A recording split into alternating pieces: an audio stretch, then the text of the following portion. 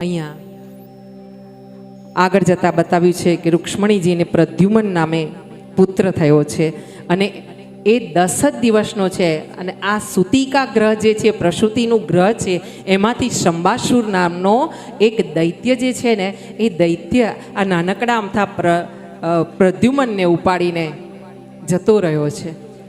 માતા રૂક્ષ્મણીએ અતિ વિલાપ કર્યો છે. ભગવાને કીધું છે કે જે થશે તે સારું થશે, તમે વિશ્વાસ રાખો.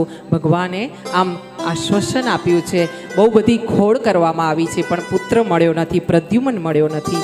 અને આગળ ચાલતા શંબાસુર આ પુત્રને લઈને દરિયામાં નાખ્યો છે. દરિયામાં એક માછલી એને ગળી ગઈ છે, વિશાળકાય માછલી છે અને એણે આ પ્રદ્યુમનને ગળ્યા છે. નાનકડો અમથો બાળક છે અને તે માછલી આ એક માછીમારના હાથમાં આવી છે ને ત્યાંથી આ જે શંબાસુર છે ને એના રસોડામાં આ માછલી આવી છે રસોઈ માટે. અને ત્યાં રસોઈયાએ એને ચીરી છે ને એના પેટમાંથી આ નાનકડો અમથો ભગવાન કૃષ્ણનો પ્રદ્યુમન નામનો બાળક પાછો બહાર જીવતો નીકળ્યો છે. અને આ જીવતો નીકળેલો બાળક છે તેને જે રસોડામાં ને ઘરમાં કામમાં સેવિકા છે એવી સેવિકા માયાવતીને આપવામાં આવ્યો છે.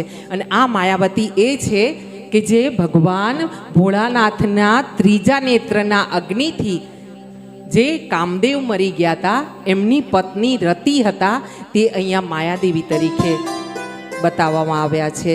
અને રતિદેવીને ખબર પડી છે આકાશવાણી દ્વારા કે આ જે પ્રદ્યુમન નાનો બાળક છે ને એ જ તમારો પતિ કામદેવ છે, એનો બીજો અવતાર છે. ભોળાનાથે જ્યારે લગ્ન કર્યા હતા મા પાર્વતીના ત્યારે ચોરીમાં બધા આનંદ કરતા હતા અને બધા આનંદ કરતા હતા ત્યારે ભોળાનાથને આ રતિએ કીધું હતું ભસ્મ સાચવી રાખી હતી.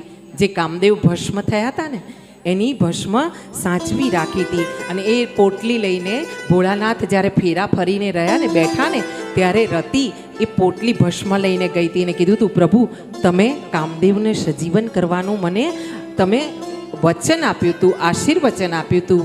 હા, અને એ વચન તમે પૂરું કરો અને મારા પતિને હવે જીવતા કરો. કારણ કે મારા પતિએ તો દેવોનું કાર્ય કરવા માટે તમને આ રીતે માયાથી કામ કર્યું હતું, દેવોનું કાર્ય કર્યું હતું. એમાં એમનો પોતાનો કોઈ સ્વાર્થ નહોતો કામદેવનો.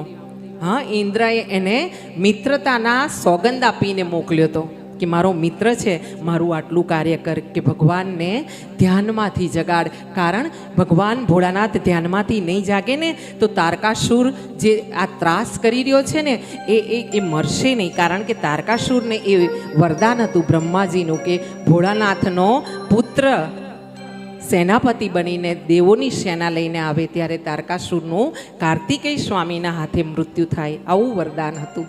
અને એટલે કામદેવને મોકલવામાં આવ્યા હતા. અહીંયા રતિએ એમને મોટા કર્યા છે. કોને? પ્રદ્યુમનને.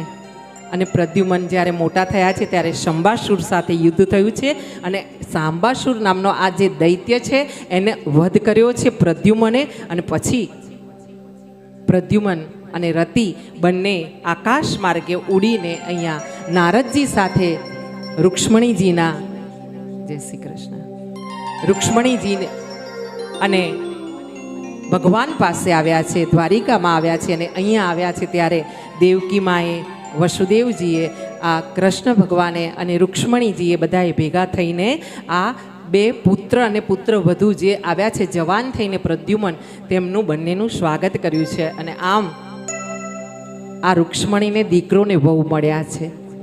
બોલીએ કૃષ્ણ કનૈયા લાલ કી જય, अपने अपने मात પિતા કી જય. નારદજી દરેક જગ્યાએ જ્યાં અવળું પડવાનું હોય ને ત્યાં સવળું કરવા માટે પહોંચે છે નારદજી. અહીંયા આગળ જતા